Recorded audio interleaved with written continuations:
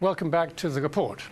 On India-Pakistan, Aamir Qureshi, strange how India's army is aggressively attacking Pakistani positions unprovoked, just as Prime Minister Nawaz Sharif struggles to remain in power. Well, let's actually get more detail on what's going on in Pakistan. The cricketer-turned-politician Imran Khan has called for civil disobedience, urging his supporters to stop paying taxes and utility bills in a bid to oust Prime Minister Nawaz Sharif and his government. Khan called the government fraudulent and asserted that last year's election was stolen by Sharif. Sarah Say has this report. Supporters of opposition politician Imran Khan woke up this morning after spending their fourth night camped out in Islamabad, vowing to continue their sit-in until Pakistani Prime Minister Nawaz Sharif steps down.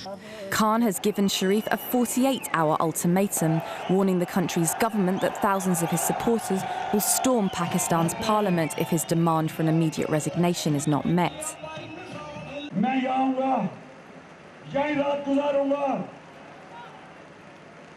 और तब तक क्या रहूंगा जब तक नवाज शरीफ इस्तीफा नहीं देता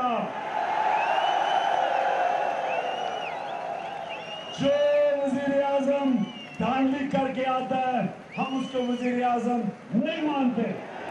But Khan isn't the only one calling for the Prime Minister to resign. Another anti-government movement led by the popularist Tahir-ul-Qadri called on his supporters to occupy the main streets until the Prime Minister resigns. Stay here till the success of democracy. I will stay with you till success of true democracy, till the end of brutality, till the end of corruption, until that moment when peoples of Pakistan get their rights. Both protest leaders command intense personal loyalty from their followers. Khan is a famous former international cricketer known for his charity work and now heads the PTI, which is the third largest party in the country. Qadri, a cleric and political activist who usually lives in Canada, controls a network of schools and Islamic charities and commands a devoted following among Barelvi Muslims who watch his regular television broadcasts and support his charitable foundation. But Khan and Qadri are not officially allied, though both are calling for the ouster of the government, with fundamental disagreements on what they would do if they achieve their common goal. Qadri has dismissed Khan's calls for fresh elections, arguing Pakistan's democracy is so compromised by corrupt politicians that the country should be ruled by a national government of technocrats. The unrest presents the civilian government with its biggest challenge yet and has raised questions over Pakistan's stability at a time when the nation is waging an offensive against the Pakistani Taliban and the influence of anti-Western and sectarian groups in the country is growing. Some members of Sharif's party have suggested the protests are secretly backed by elements of the military, which has had an uneasy relationship with Sharif. The military has been frustrated with the prosecution of former army chief and president Pervez Musharraf, and there has been disagreement too between the government and the army on how to handle the Taliban, with the army favouring military action over the government's preferred peace talks. So whether or not Khan and Qadri can destabilise the government is likely to depend on the stance taken by the armed forces, which in Pakistan has a long history of mounting coups. And although few people believe a coup is on the cards in the near future, many officials think that the threat of unrest will at least go some way towards increasing the military's hold over the government. Sarah Say, The Report. Well, joining me in the studio to discuss these events in Pakistan are Naeem Ulfat, the London General Secretary of Imran Khan's PTI party, and Aamir Ghauri, political editor of ARY News. Welcome, gentlemen. Well, I gather that in the last few hours there have been some dramatic developments, and that Imran Khan has pulled all his MPs out of Parliament and his deputies out of 3 of the provincial assemblies. I mean, this is dramatic stuff, isn't it? Yeah, thank you, Mr. Steele, for inviting me and providing opportunity to represent my party. So at the moment, yes, Pakistani situation on ground is quite worrying for all the people all over the world. But at the moment, as you said, we had the meeting, party leadership had the meeting this morning, and they have decided to resign from all the from the national assemblies as well as the provincial assemblies from Pakistan. At the moment, we are not resigning from the KPK, the province we are leading, because we are in consultation with our coalition partners, Jamaat-e-Islami, and more likely that decision will be made soon as well. I mean, he's protesting against the elections, which were 14 months ago. I mean, why is it taking him so long to come out like this with these dramatic moves? As we are saying from the very first day since the elections, there was rigging, and we collected all the evidence in the form of videos, in the form of pictures, as well as media highlighted that as well on the live TV shows, and it's all over the social media as well. But our chairman and the party leadership, we all decided we will use all the available channels to get the justice. We started from the election commission to the high courts and the Supreme Courts, but at the end we couldn't get no justice from nowhere, and then we decided to come on ground to ask for the election reforms, and also we want resignation from Nawaz Sharif, because this government we feel and we established and we did provide evidence is unconstitutional, because it's undemocratic government who has stolen the mandate of people of Pakistan. Well, Aamir, Ghauri, let me turn to you now. I mean, these resignations that have just been announced from the National Parliament and the provincial ones, I mean, what will their impact be, do you think? I think, Jonathan, it's a sad day for Pakistani politics. We hope that Imran Khan would fill the gap which was created by the death of Benazir Bhutto, because in Pakistan, politics is politics of personalities. It is not politics of parties. And we hoped, and many other, their followers as well, that Imran will now act as a leader who has come with, a sizable number of his supporters in the parliaments. He will sit in the parliaments and start discussing the issues and the problems of Pakistan. Sadly, in last 13-14 months, what Imran has showed that he is an angry loser, and that is why most of his time has been spent on the streets as if he is campaigning for election.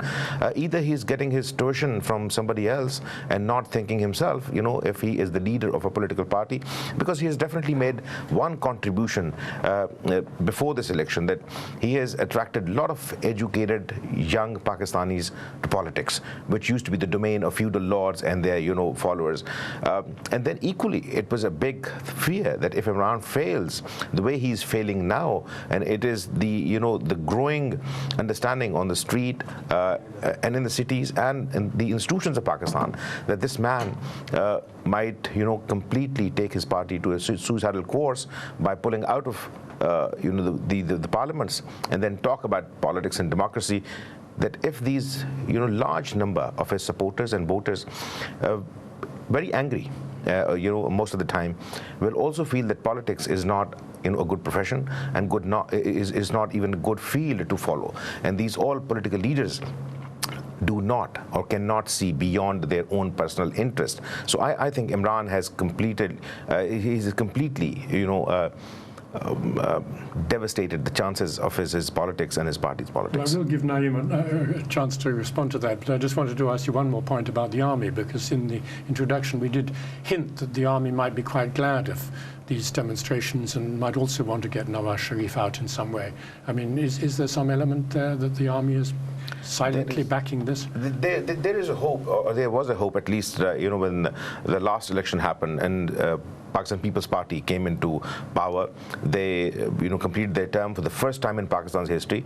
It also was the first that a political government lost the power, and another political party, which was the opposition political party, was given the chance. And there was a hope that this political process will start moving ahead. But there is also a sort of a caveat here, that if, for example, these political parties which might not be delivering on all the promises, start completing their terms, military and military generals will be, left far behind in that game of power, and maybe the political space will be taken inch by inch from them, which they have kept very, strongly under their hold for Pakistan 67 years.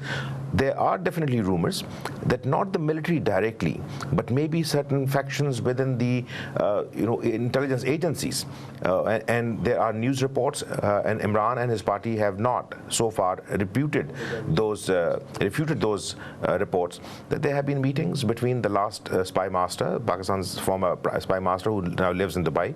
There are pictures, there are reports that he has been constantly meeting them, and he is an angry general because there were again speculation that maybe he wanted last government to be toppled, and that was not toppled, and these allegations, against politicians of corruption and all that sort of things. There are courts and there are procedures, and Imran's party, PTI, has gone to those election tribunals, and most of the appeals have been thrown out, but some of the appeals have been upheld. So the process is working slowly, not to many people's demand, at least not to their liking. Well, let us bring Naeem in. Thank you for that. I mean, Aamir says that Imran Khan is an angry loser on a suicidal course. I mean, what's your reply to that? No, about that, as Aamir Bhai said, I completely disagree, obviously, because Imran Khan is the only person, as Aamir Bhai said himself, he is a person who mobilized the youth, who brought the people out. We were young people. And we were happy with our lives. We completed our studies, and we were in a profession, me and many people like me all around the world, who support PTI. And we never thought we can be in this position, like I can get elected, because I don't have no family background and no history in the politics. But now I'm General Secretary for PTI, London. I'm sitting right next to you. So there are many more people as well. So at the moment, this is the hope. Imran Khan has given us hope, and we believe he has a broad vision for Pakistan, and he is the person who can bring Pakistan on the track. And by saying that, I would also say about the army, as Aamir Bhai said, at the moment, obviously, there are rumors, and the rumors are always rumors, because Imran Khan, he categorically denied any involvement of ex-ISI chief with any of the PTI matters. And obviously, if the people who understand the army structure in Pakistan and all over the world, if you are retired, then you are not part of the army and decision making, as well as you are not working for the party, army, sorry. And on the other hand, if he is doing something for the Pakistan, whether he's ex-army chief or this army chief or ISC chief, they're all Pakistani people. And if they support one or the other, or if they have soft corner for one or the other, they have all the right as a Pakistani national. I'm going to thank you very much. I'm going to have to cut you off. I'm afraid time is running out. That's all we have really time for on tonight's program. So I want to thank my guests and thank you at home for watching. Remember, you can keep up with our Twitter conversation on all of tonight's stories by tweeting @IslamChannel and using the hashtag #TheReport. We're back tomorrow evening at the same time, and for now we'll leave you with footage of a rally in support of a wedding of a Jewish woman and a Muslim man in Jaffa in Israel.